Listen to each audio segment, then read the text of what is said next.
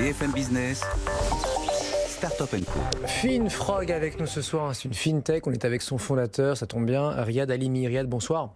Bonsoir Sébastien. Fintech donc fondée il y a 3 ans de cela à peine, c'est du microcrédit et c'est 100% mobile. Absolument, Finfrog c'est la première solution française de prêt pour les particuliers qui se focalise sur des montants compris entre 200 et 600 euros, remboursables en 1, 2 ou 3 mois. Et prêt, crédit, bon c'est un peu le même univers, cela dit... Oui, c'est réglementé en France. Nous, on se voit avant tout comme une alternative au découvert bancaire. En réalité, le découvert moyen des Français, il est de 400 euros. Et c'est pour cette... Chaque année, on paye 400 euros.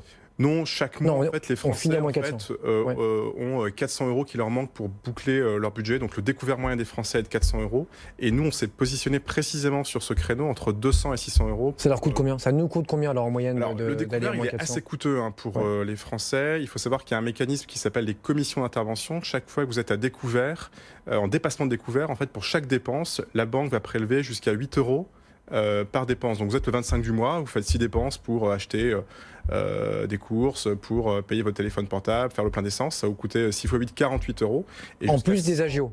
En plus des agios. Donc ça peut monter pour certains de nos clients jusqu'à 80-100 euros par mois. Et nous, on arrive à une solution qui est beaucoup moins coûteuse. Quand vous empruntez 300 euros chez Finfrog, il vous en coûte 3 euros par mois pour rembourser votre crédit. 3% seulement alors? 3%, effectivement, on est sur un modèle où on prélève une commission qui est de 3% du montant prêté. C'était votre idée de départ, les imprévus, les découverts, etc. Ou, oui, absolument. Ou finalement, vous vous êtes rendu compte que c'était utilisé comme cela par vos clients?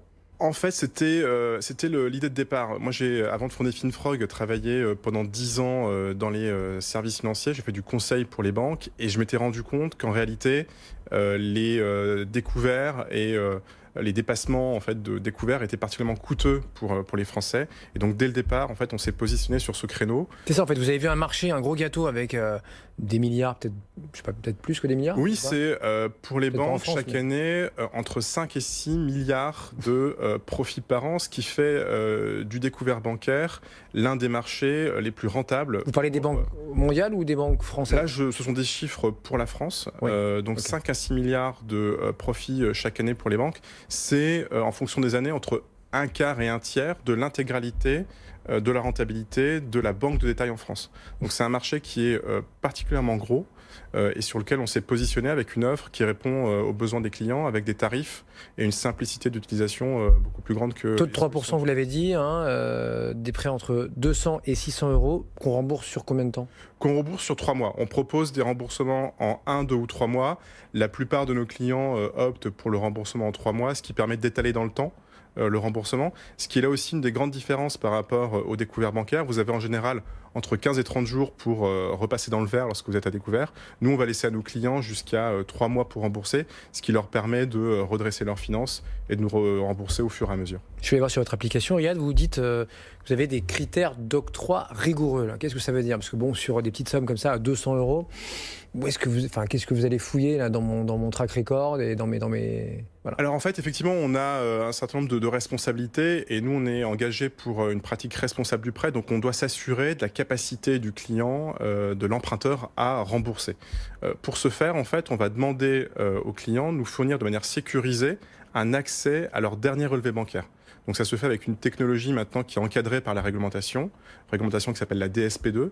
Et donc on va demander à nos clients l'accès à leur dernier relevé bancaire. Ça veut dire que la banque, clairement, vous ouvre ses livres, ce qu'elle ne devait pas faire avant, ce qu'elle pouvait pas, enfin ce qu'elle voulait pas faire avant. Aujourd'hui, on l'oblige à le faire. C'est toute la nouveauté, effectivement, introduite par le régulateur et par la DSP2. Donc les clients nous donnent... En vigueur depuis quoi? 6 mois là? En vigueur depuis janvier de cette année, effectivement. D'accord. C'est une innovation technologique qui nous permet, en fait, de nous connecter de manière sécurisée au compte bancaire des clients, de récupérer l'historique, d'analyser cet historique de manière automatisée. On a développé une technologie avec des algorithmes qui vont nous permettre d'analyser les revenus et les dépenses des clients et de décider de leur capacité ou non à emprunter chez nous.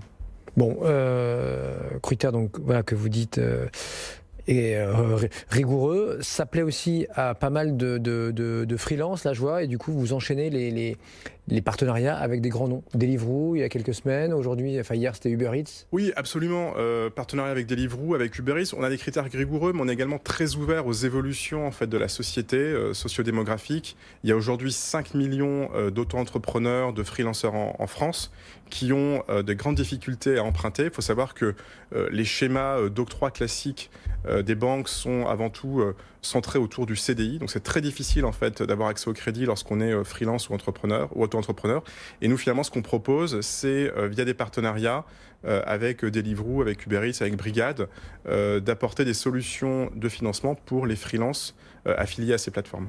Bon, Finfrog, là, non, là, oui, donc un petit clin d'œil, c'est une fintech, c'est la grenouille française. Est-ce que vous allez vous exporter ou pas?